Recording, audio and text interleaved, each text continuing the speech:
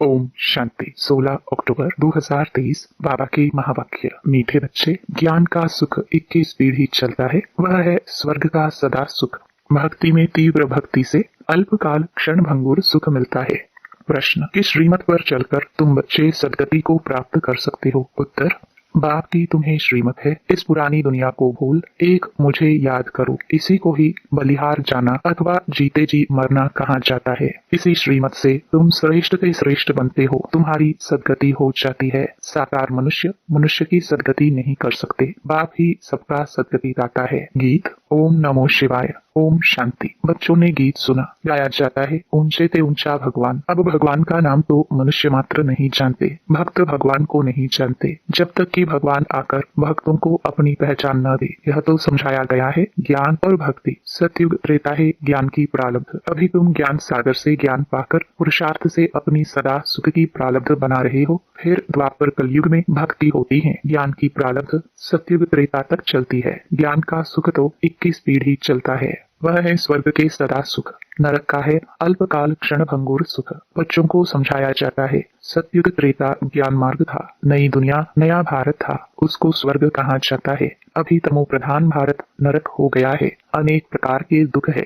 स्वर्ग में दुख का नाम निशान नहीं रहता। गुरु करने की दरकार ही नहीं, भक्तों का उद्धार भगवान को ही करना है। अभी कलयुग का अंत है, विनाश सामने खड़ा है। बाप आकर ब्रह्मा द्वारा ज्ञान देकर स्वर्ग की स्थापना करती हैं और शंकर द्वारा विनाश, विष्णु द्वारा पालना कराते हैं। परमात्मा के कर्तव्य को कोई समझते नहीं। मनुष्य को पापात्मा पुण्य आत्मा कहा जाता है। पाप परमात्मा पुण्य परमात्मा नहीं कहा जाता। महात्मा को भी महान आत्मा कहेंगे, महान परमात्मा नहीं कहेंगे।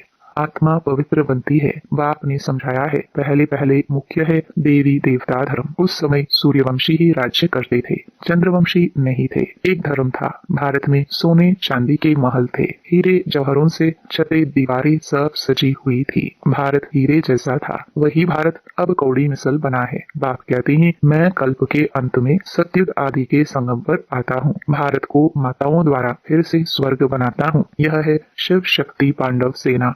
पांडवों की प्रीत एक बाप से है, उन्हों को बाप पढ़ाते हैं। शास्त्र आदि हैं सब भक्ति मार्ग की सामग्री। वह है भक्ति कल्ट। अभी बाप आकर सबको भक्ति का फल ज्ञान देते हैं, जिससे तुम सदगति में जाते हो। सदगति दाता सबका बाप एक ही है। बाप को ही ज्ञान सागर कहा जाता है। बाकी मनुष्य को मुक्ति जीवन मुक्ति दे नहीं सकते। यह ज्ञान कोई शास्त्रों में नहीं है। ज्ञान सागर एक बाप को ही कहा जाता है। उनसे तुम वर्षा लेते हो, फिर सर्वगुण संपन्न 16 कला संपूर्ण बन जाएंगे। यह देवताओं की महिमा है। लक्ष्मी नारायण है 16 कला संपूर्ण, राम सीता है 14 कला। यह पढ़ाई है, यह कोई कॉमन सत्संग नहीं है। सत है ही एक, वही आकर सत समझाते हैं। यह है ही पतित दुनिया। पावन दुनिया में पतित होते ही नहीं, पतित दुनिया में पावन होते नहीं। पावन बनाने वाला एक ही बाप है। आत्मा कहती है शिवाय नमः। आत्मा ने अपने बाप को कहा नमस्ते। अगर कोई कहते शिव मेरे में है, तो फिर नमस्कार किसको करते हैं? यह अज्ञान फैला हुआ है।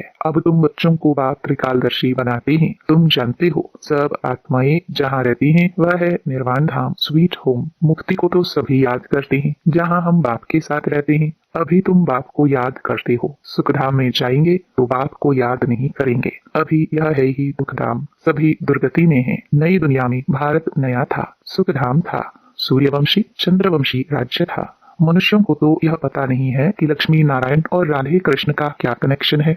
वह राजकुमारी वह राजकुमार अलग अलग राज्य के हैं। ऐसे नहीं कि दोनों ही आपस में भाई बहन हैं। वह अलग अपनी राजधानी में थी। श्री कृष्ण अपनी राजधानी का राजकुमार था। उन्होंने स्वयंवर होता है तो लक्ष्मी नारायण बनते हैं। सतयुग में हर चीज सुख देने वाली है, कलयुग में हर चीज दुख देने वाली है।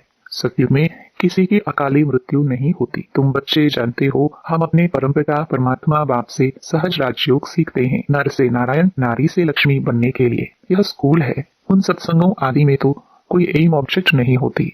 वेद शास्त्र आदि सुनाते रहते हैं। बाप के द्वारा तुम इस मनुष्य सृष्टि चक्र को अब जान गए हो। बाप को ही नॉलेजफुल ब्लिसफुल रहमदिल कहा जाता है। गाते हुए ओ बाबा आकर रहम करो। हेवनली गॉड फादर ही आकर हेवन स्थापन करते हैं संगम पर। हेवन में बहुत थोड़े मनुष्य होते हैं, बाकी इतने सभी कहाँ जाएंगे। बाप सभी को मुक्ति धाम में ले जाते हैं। स्वर्ग में सिर्फ भारत ही था, फिर भी भारत ही रहेगा। भारत सचखंड यहाँ गाया हुआ है। अभी तो भारत कंगाल बन गया है, पैसे पैसे के लिए भीख मांगते रहते हैं। भारत हीरे जैसा था, अब कौड़ी मिसल है। यह ड्रामा के राज को समझाना है। तुम रचयिता बाप को और उनकी रचना के आदि मध्य अंत को जानते हो। मनुष्य गाते भी हैं वंदे मातरम, परंतु वंदना पवित्र की ही की जाती है। परमात्मा ही आकर वंदे मातरम कहना शुरू करते हैं। शिव बाबा ने ही आकर कहा है, नारी स्वर्ग का द्वार है। शक्ति सेना है ना, यह स्वर्ग का राज्य दिलाने वाली है, जिसको भी वर्ल्ड ऑलमाइटी अथॉरिटी राज्य कहा जाता है। तुम शक्तियों ने स्वराज्य स्थापन किया था, अब फिर से स्थापन हो रहा है। राम राज्य कहा जाता है सत्य को। अभी भी कहते हैं राम राज्य हो, परंतु वह कोई मनुष्य तो कर ना सके। इनकॉर्पोरियल गॉड फादर ही आकर पढ़ाते हैं। उनको भी जरूर शरीर चाहिए, जरूर ब्रह्मा तन में आना पड़े। शिव बाबा तो तुम सब आत्माओं का बाप है। प्रजापिता भी गाया हुआ है। पिता तो बाप कहराना। ब्रह्मा को ग्रेट ग्रेट ग्रैंडफादर कहा जाता है। आदिदेव और आदि देवी दोनों बैठे हैं, तपस्या कर रहे हैं। तुम भी तपस्या कर रहे हो। यह है राजयोग। सन्यासियों का है हठ योग। वह कभी राजयोग सिखला नहीं सकते। गीता आदि जो भी शास्त्र हैं, वह सब हैं भक्ति मार्ग की सामग्री। पढ़ते आए हैं, परंतु तमो प्रधान बन गए हैं। यह वही महाभारत लड़ाई है जिससे विनाश होना है। साइंस कोई वेदों में नहीं है, उनमें तो ज्ञान की बातें हैं। यह साइंस बुद्धि का चमत्कार है, जो इन्वेंशन निकालते रहते हैं, विमान आदि बनाते हैं सुख के लिए, फिर पिछाड़ी में इनके द्वारा ही विनाश होता है। यह सुख का हुनर भारत में रह जाएगा, दुख का हुनर मारने आदि का खलास हो जाएगा। साइंस का अकल चला आता है। यह बॉम्ब्स आदि कल्प पहले भी बने थे। पतित दुनिया का विनाश, फिर नई दुनिया की स्थापना होनी है। बाप कहते हैं, तुमने 84 जन्म पूरे किए हैं, अब इस देह का अहंकार छोड़ मुझ बाप को याद करो, तो याद की योग अग्नि से विकर्म विनाश होंगे। रावण ने तुमसे बहुत विकर्म कराए हैं। पावन बनने का तो एक ही उपाय है, तुम आत्मा तो हो ही। कहते भी हो मैं आत्मा, ऐसे नहीं कहेंगे मैं परमात्मा हूँ। कहते हो मेरी आत्मा को रंज नाराज मत करो। आत्मा सो परमात्मा कहना, यह तो बहुत बड़ी भूल है। अभी है तमो प्रधान व्यभिचारी भक्ति। जो आया उनको बैठ पूछते हैं। अव्यभिचारी एक की याद को कहा जाता है। अब व्यभिचारी भक्ति का भी अंत होना है। बाप आकर बेहद का वर्षा देते हैं। सभी को सुख देने वाला एक बाप है, दूसरा ना कोई। बाप कहते हैं, मुझ एक के साथ बुद्धि योग जोड़ने से ही अंतमति सोगति हो जाएगी। मैं हूँ ही स्वर्ग का रचयिता। यह कांटों की दुनिया है, एक दो में लड़ते झगड़ते रहते हैं। अभी यह पुरानी दुनिया बदल रही है। ज्ञान अमृत का कलश माताओं पर रखते हैं, यह है नॉलेज। परंतु विष की भेंट में अमृत कहाँ गया है? कहाँ भी जाता है अमृत छोड़ विष काहे को खाए। श्रीमत से ही तुम श्रेष्ठ बनेंगे। परमपिता परमात्मा आकर श्रीमत देते हैं। श्री कृष्ण भी श्रीमत से ऐसा बना है। यह समझने की बातें हैं। इस सारी पुरानी दुनिया को भूल एक बाप को याद करना है। बलिहार भी अभी जाना होता है। इनको ही जीते जी मरना कहा जाता है। भक्ति मार्ग की बातें अलग हैं, वह है भक्ति कल्ट। भक्ति के तो ढेर गुरु हैं, परंतु सदगति दाता एक ही निराकार परमपिता परमात्मा है। साकार मनुष्य मनुष्य की सदगति कर नहीं सकते, सदा के लिए सुख दे नहीं सकते। सदा सुख देने वाला बाप है। यह पाठशाला है। एम ऑब्जेक्ट भी बाप बतलाते हैं। कहते हैं तुमको स्वर्ग के सुख का वर्षा मिलेगा, बाकी सब मुक्ति धाम में चले जाएंगे। शांति धाम, सुख धाम और यह है दुख धाम। यह चक्र फिरता रहता है। इसको स्वदर्शन चक्र कहा जाता है। इस ड्रामा के चक्र से कोई टूट नहीं सकता है। बना बनाया अविनाशी पाठ है हर एक का। बाप तुमको पढ़ाकर मनुष्य से देवता बना रहे हैं। फिर जितना जो पढ़ेंगे तो कोई राजा बनेंगे, कोई प्रजा बनेंगे। सूर्यवंशी डायनास्टी है ना, सतयुग में सूर्यवंशी थे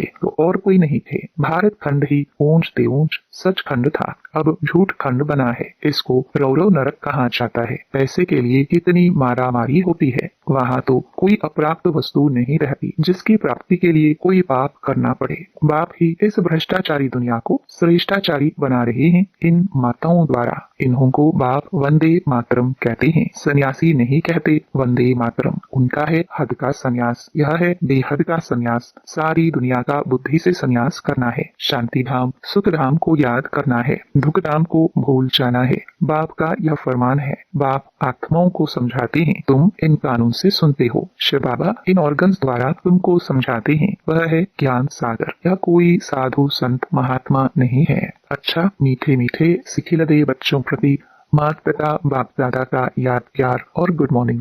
रूहानी बाप की रूहानी बच्चों को नमस्ते। धारणा के लिए मुख्य सार। पहला, बाप पर पूरा बलिहार जाना है। देह का अहंकार छोड़ योग अग्नि से विकर्म विनाश करने हैं। एम ऑब्जेक्ट को बुद्धि में रखकर पढ़ाई करनी है। बने बनाए ड्रामा को बुद्धि में रखकर स्वदर्शन चक्रधारी बनना है। वरदान, सदा उमंग उत्साह के पंखों द्वारा उड़ती कला में उड़ने वाली श्रेष्ठ आत्मा भव। ज्ञान योग के साथ साथ हर समय हर कर्म में हर दिन नया उमंग उत्साह बना रहे, यही उड़ती कला का आधार है। कैसा भी कार्य हो, चाहे सफाई का हो, बर्तन मांजने का हो, साधारण कर्म हो, उसमें भी उमंग उत्साह नेचुरल और निरंतर हो। उड़ती कला वाली श्रेष्ठ आत्मा उमंग उत्साह के पंखों से सदा उड़ती रहेगी। वह कभी कंफ्यूज नहीं होगी, छोटी छोटी बातों में थक कर रुकेगी नहीं। स्लोगन, जो निर्माणचित अथक और सदा जागती ज्योत है, वही विश्व कल्याणकारी है। ओम शांति।